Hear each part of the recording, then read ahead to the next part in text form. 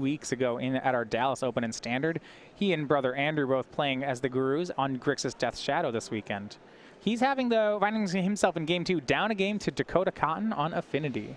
Affinity, a lot of the games are really interesting with Death Shadow. You have a lot of tension with your life total. As you see here, Dakotah has 2 Galvanic Blasts in hand, so you got to navigate all that. Attacking Dan down to 11. Now there's this interesting part when you're playing against Death Shadow, you don't want to attack them too low unless you can close the deal. Yeah, these chip shots, the Blinkmoth Nexus there, don't amount to a lot, except for the fact that the double Galvanic Blast can kill Daniel from a life total that he's relatively comfortable. You know, you think you're at 8, that's a lot. You force him to have a Stubborn Denial. Dakotah down to 18 on that attack. Death Shadow is up to a 2/2 currently. See another Death Shadow added. Looks like young Pyromancer in Jessup's board today.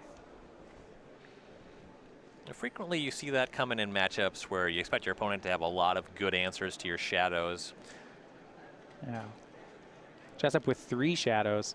We go Gets back on the over battlefield quickly in this matchup. I suppose you want to really board out Street Wraith. And that was a huge draw for Dakotah. It was another, I believe it was another Spire of Industry. And if that's true, he may have lethal this turn.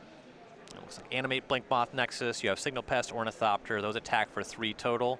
2 red sources. Certainly metalcrafted. Yeah, added up to, I believe, 8 for the 2s. That'd be 11 total if Dan doesn't have interaction. Yep.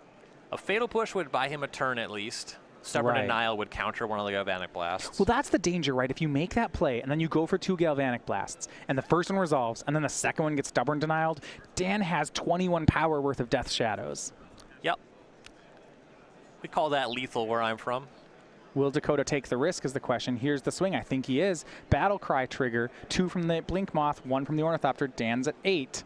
The game's not getting much better for him. If you look at alternative lines, he could just Galv Blast away 2 of the Death Shadows.